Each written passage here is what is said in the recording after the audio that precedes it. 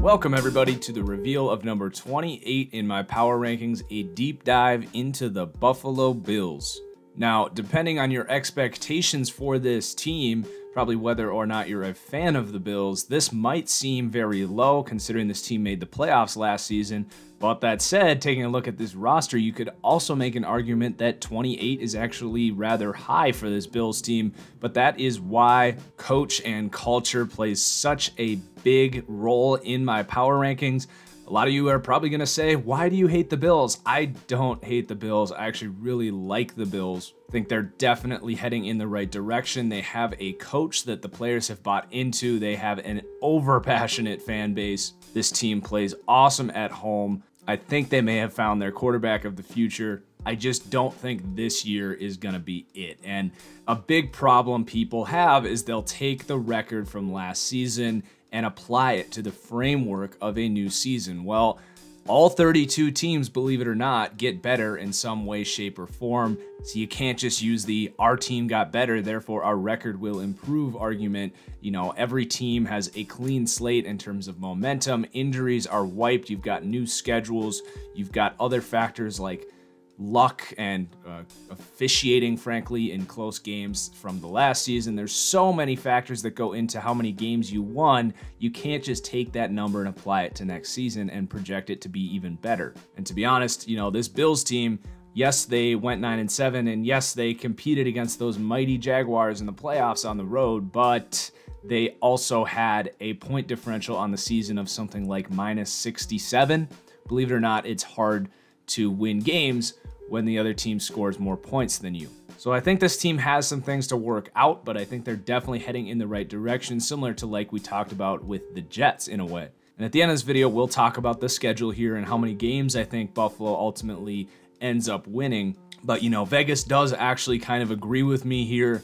They have the Bills tied for third to last in terms of Super Bowl odds at 100-1. They have this team's over-under at 6.5. So it's not like I'm being wild or anything by saying the Bills are 28th here, even though a lot of big networks and stuff, I'm sure will have the Bills somewhere in the top half of the league simply because they made the playoffs last season. That's not the way I do things. So we are going to start by going through these positions here, talking about positional grades, the grades that I use to pump into my power ratings calculator and really come out with this big number in the end. So starting at quarterback, a big deal here in Buffalo, a changing of the guard, getting rid of Tyrod Taylor. So I'll start with AJ McCarron. You know, I'd be lying if I said that I have sat down and watched a bunch of AJ McCarron Bengals film. That is not the case. I have my opinion on him, which is that he is somewhere between the 34th and 40th best quarterback in the league. He is a very serviceable backup, a guy you don't mind playing, can execute a system. He's fairly accurate, all that, but really doesn't have any elite traits or upside as a quarterback. And the reason I say that is when he was in 2015, flushed into a starting role, Andy Dalton goes down. That, in my opinion, maybe behind the Falcons of 2 seasons ago, was the best surrounding core that any quarterback has had in the last decade. And AJ McCarron really didn't show us a whole lot with those great receivers, a good line, and all of that. This was a team that had Andy Dalton set up to potentially win an MVP award. So, you know, I don't think AJ McCarron is the guy here. I will talk about Nathan Peterman.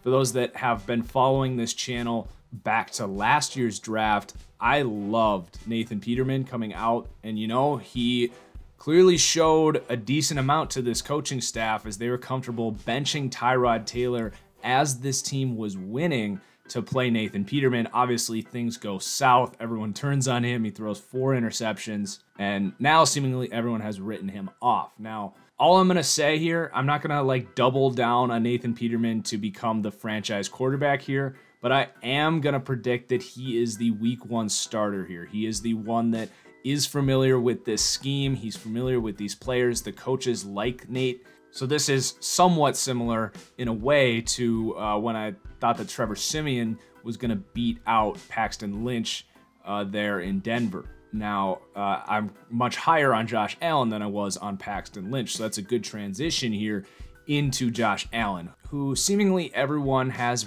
already written Josh Allen off as a bust. Why? because of his production, his stats. And again, those that know this channel know that I do not put much weight at all into stats and wins, especially at that quarterback position. I care about traits and what can you do for me projecting forward.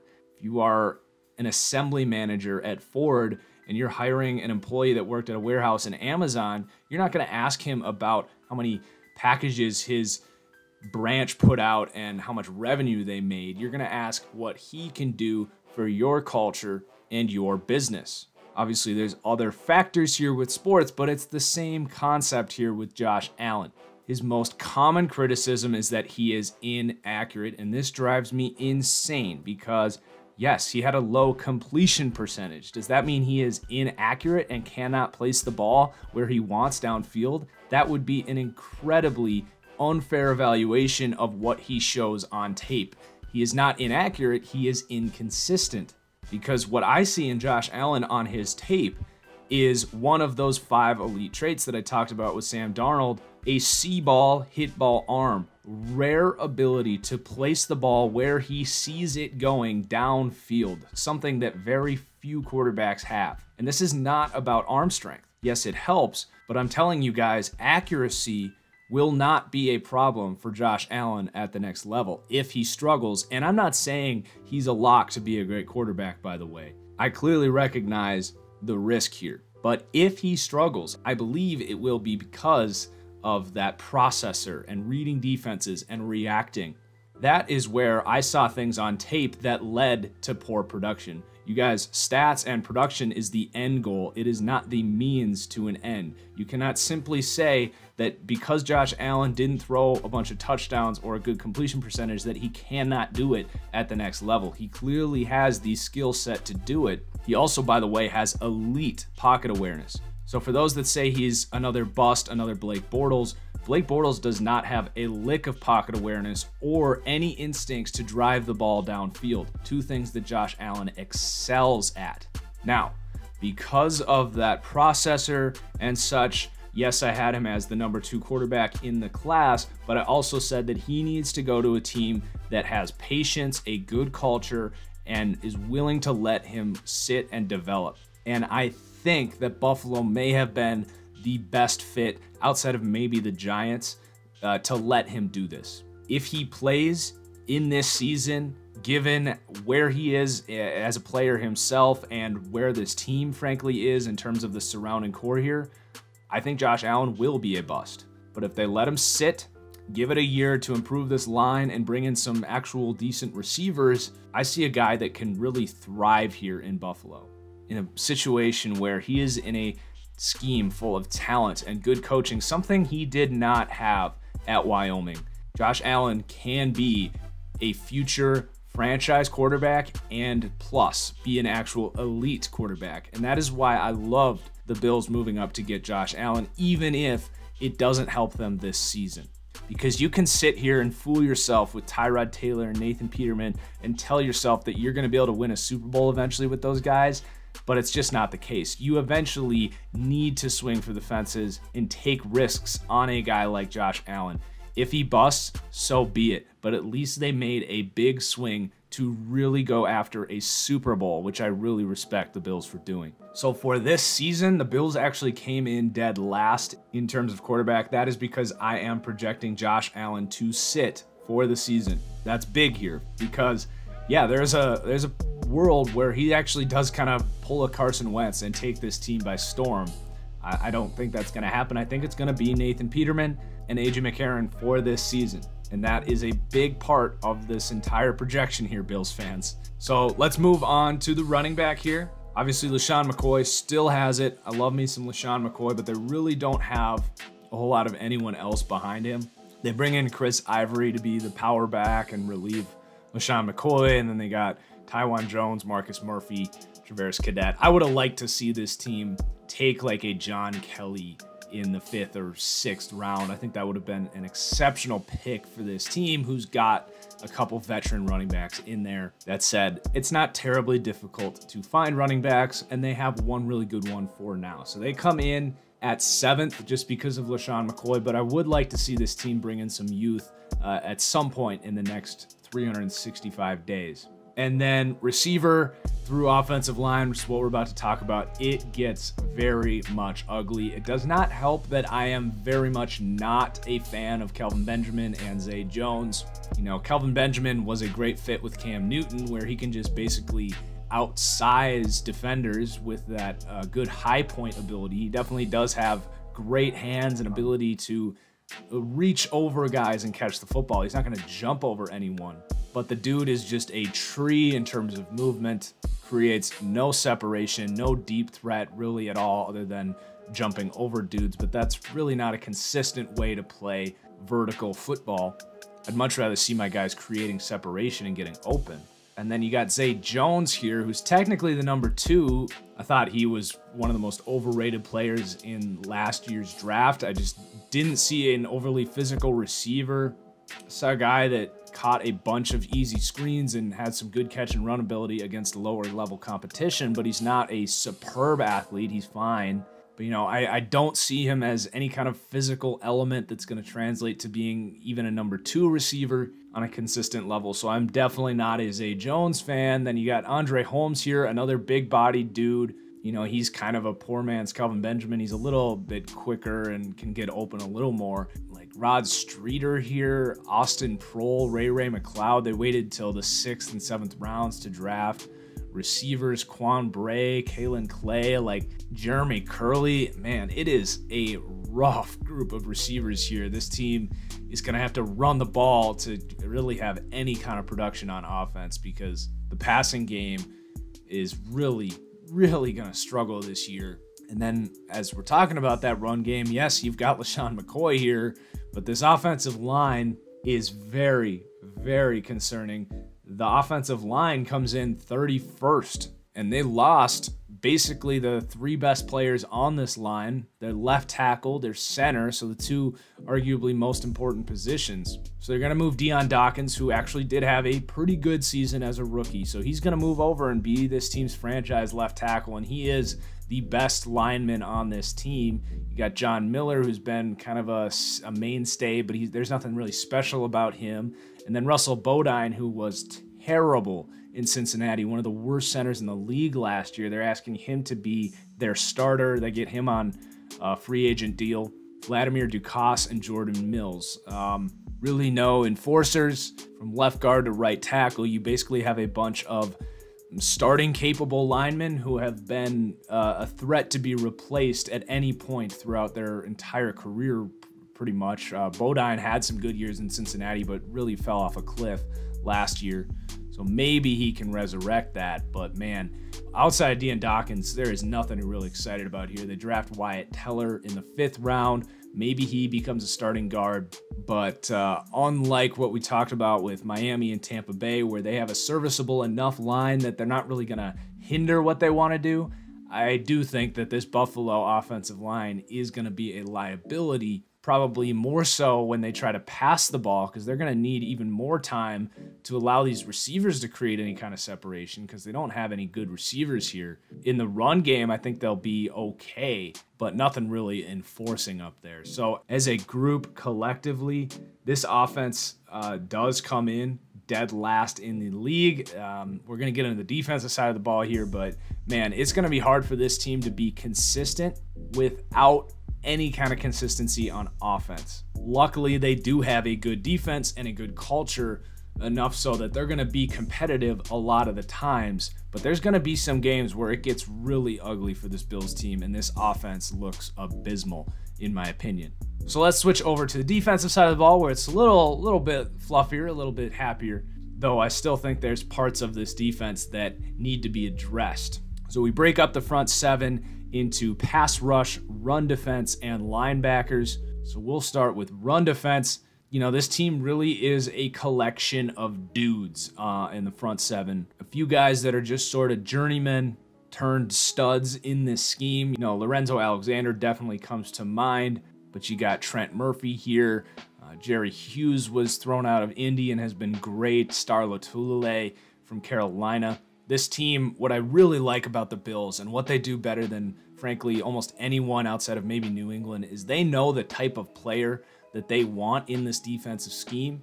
They know what role everyone's going to play, and everyone plays in unison. So while on paper, this defense actually doesn't look like anything truly special, they play so well together that it's kind of hard to really put together and let these ratings do this defense justice. But anyway, in terms of run defense, they've got some really good defensive linemen here. Kyle Williams, just perennially underrated, one of the best defensive tackles in the game. You got Adolphus Washington. He's actually kind of struggled. I would project that Starla Tulele and Harrison Phillips actually overtake Adolphus Washington as this camp season goes on. Really big fan of Harrison Phillips. Thought he was one of the most underrated players in this class. I couldn't believe he went in the 3rd round.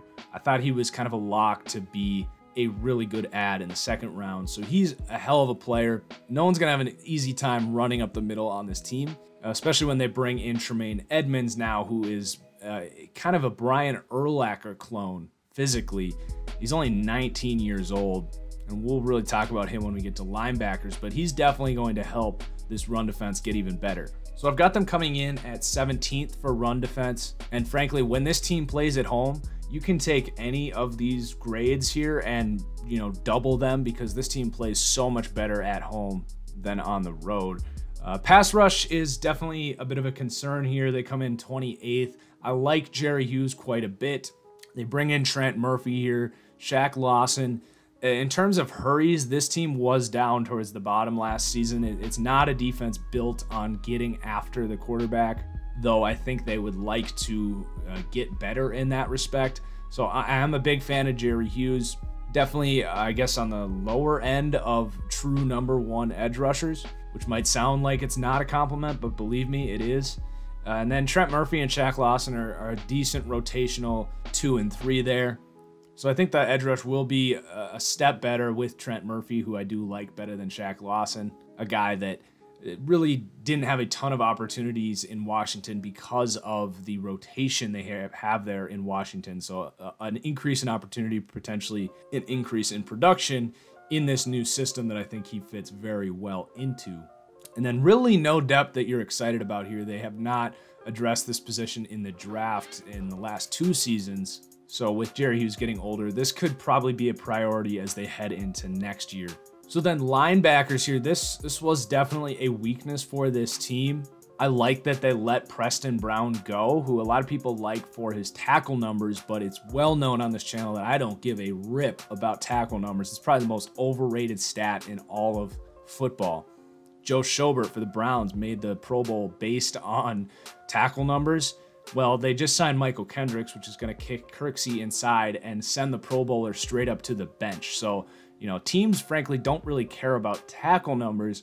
What they are caring more and more about in the modern NFL is, can you cover as a linebacker? And that is obviously something this team cares a lot about, because the additions of Matt Milano and Tanner Vallejo last year were much faster linebackers, smaller guys, and then they draft Jermaine Edmonds to develop into a superhuman type of cover run defending linebacker. When you get a guy this big and physical and athletic as a linebacker, you would expect his tape to be like really raw and not show a ton of like consistency or flashes or anything. That was not the case with Jermaine Edmonds. His tape was awesome. And the fact that he's only 19 years old, and now you pair him with a great defensive scheme and coach, man, he's going to be a monster. I think by week 6, we're going to be talking about Jermaine Edmonds right there with like Luke Kuechly and Bobby Wagner, at least on that trajectory. And that is high praise. And if you went to a different scheme, I might not be saying that, but I really do think things are going to work out here, and he's going to provide a great spark for this defense. That said, we haven't seen that yet. So they still come in at tied for 24th in terms of linebackers, and the other guys here are bringing that down as well. Lorenzo Alexander, he's kind of a do-it-all Swiss Army knife type of player. Interesting fit in this scheme. I think he was actually second on the team in pressures last year, so he definitely provides some edge rush as well. But he's getting much older. I have a hard time seeing him continuing to be an impact on this defense, and then I'm not really expecting much from Matt Milano or Tanner Vallejo. So linebackers still a weakness for this team, but the upside there for Jermaine Edmonds, obviously high praise for me. And then we'll move on to the secondary, where this is one of the best secondaries in the NFL. Tre'Davious White took the league by storm, one of the best rookie cornerback seasons I've ever seen. Happened to be in the same year as Marshawn Lattimore, who you can say the exact same thing about, but he is the identity of this defense right now, is to have that shutdown corner, which so few teams can say they have. You know, I'm not like putting him as a top 10 corner or anything, but based on his play last year, if he can keep that up, it's not going to take long for me to say that. I'm just usually a little slower to jump on these rookies. I usually want to see it continue in a second season under a new set of circumstances. But based on his play last year, it is kind of hard to argue that he isn't a top 10 corner. Then you got Vontae Davis, who they bring in. He's a bit of a wild card here, right? He's a very good corner when healthy. The Colts cut him. Let me repeat that. The Colts. So, you know, they clearly got a good look at him and said, we don't need him anymore. He's not going to produce for us at corner. So we'll see how this works out. If he can return to form, he's still pretty young. I think he's only like 29. Then we're really going to start getting into this team has a top 5 defense from week to week, because I do think at corner outside of White, this team does have a bit of a hole. You got Phillip Gaines, who's probably going to be the starting nickel corner here, assuming Vontae Davis is the starter on the outside, and then really not a lot of depth. They draft Teron Johnson in the 4th, so I definitely want to see them beef up this secondary. And if Vontae Davis is not a factor this year, this team could have some problems. You know, sometimes we see you're really only as good as your weakest link in the secondary, so you really do need to have 3 solid starting corners, and I'm just not entirely sure they have that depending on what happens with Vontae Davis. And then these safeties, it's a really good group of safeties. Micah Hyde, kind of a breakout year, just joins Casey Hayward as another Green Bay nickel defender who leaves and then becomes an absolute superstar when given the opportunity to be a full-time starter. And then Jordan Poyer, who kind of overachieved but definitely looked really good last year. So you got a good group of safeties there. They draft Ciaran Neal in the 5th round. Thought this was a great value. I had a 3rd round grade on Neal, and I think he's going to play a lot, especially given sort of the lack of depth at corner. I think Ciaran Neal is going to get a lot of playing time as a nickel back, a nickel linebacker of sorts, especially because Micah Hyde and Jordan Poyer are both more sort of rangy free safety types. Now you get a thumper in Ciaran Neal. I think he's going to look much more like a linebacker in this scheme, but he's definitely a guy that I'm keeping my eye on to be sort of a breakout rookie here in sort of that Cam Chancellor type of role. So the secondary comes in at 11th, 82 overall, and as a defense, really dependent on how good Jermaine Edmonds can be this year, could really take a step up and be an elite level defense, which I'm not projecting this season. I think there's some pieces here that still need to come together, but if this can be a top 5 defense, and I do think they have the potential to get there, then my predictions here are going to look a little off. But regardless, this is a defense that will keep them in games this season. But whether or not that offense can capitalize on that, that's up in the air. So like I mentioned, offensively, these guys come in 32nd, dead last in the league. That is where my concerns are. Not with this defense. You know, I do think the pass rush could be better for this defense, but overall they come in at 80.7, which is actually 17th. And then coach and culture really inflates these guys up here a bit. They are 11th in the NFL, in my opinion, in terms of coach and culture. So let's take a look at the schedule here. And as you can see right away, I have this team going 0-8 on the road. And, you know, I've been talking positively about the Bills pretty much this entire video. Yet they come in at 28th. I know it's kind of a conflict of interest there. One thing I haven't talked about is about the projection I have of this team, where at home, no one's going to want to play the Bills. This is going to be a really tough team to go into Buffalo and beat. But on the road, I think they're going to have a completely different identity. I think that offense is really going to lose them a ton of games on the road and, frankly, every game on the road this season based on my projections. So that's sort of where the 28 comes from, because at their best at home, you could make the argument for the Bills as a top 10 team. But the NFL is all about consistency for me. And I think we're going to see a lot of inconsistencies from the Bills as some of these young players, Jermaine Edmonds, Josh Allen, who I think will be the face of this team in 2 years, sort of figure things out. So I've got them actually starting 0-4. That's a brutal start to the schedule at Baltimore. That's another team like the Bills where you don't want to go into Baltimore and play those guys. They're going to be healthy this year. So I've got them starting 0-4. They could beat the Chargers at home, certainly, but the Chargers have a much more talented roster.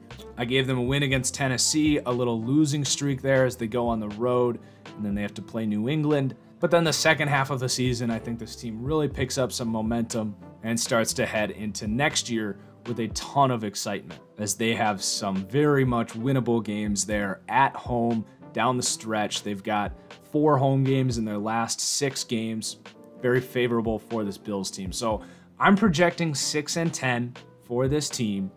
And again, that's probably more wins than some of these next teams in this power ranking, but their inability to go on the road and dictate what they want to do is going to be a big problem for me and why they drop down here in these rankings. I set their win range at 4-8. There is kind of a hidden range within that. If Josh Allen can become a franchise quarterback right away and just forget about all the struggles he had in college, man, then we'd be talking, right? Then we're talking about all of a sudden this team has somewhat of an offense to complement this good defense, and they could definitely be talking not just playoffs, but challenging the Patriots for this division, which I think is definitely in this team's near future, just not this year. But Josh Allen, obviously a wild card here. I'm not projecting him to play this year. I think the Bills would be smart to let him develop, not ruin his confidence that is already probably a little shaky after what kind of happened to him in his last year at Wyoming. Get him a surrounding core, and then in the second season, sort of like the Chiefs have done with Patrick Mahomes, get him ready to go. So really interested to hear from you Bills fans, but I'm curious where my viewpoint of this Bills team matches up with you as Bills fans, with the rest of you NFL fans. What do you think of this Bills team? It's going to do it for this video. Cheers, everyone. We'll see you for the next one.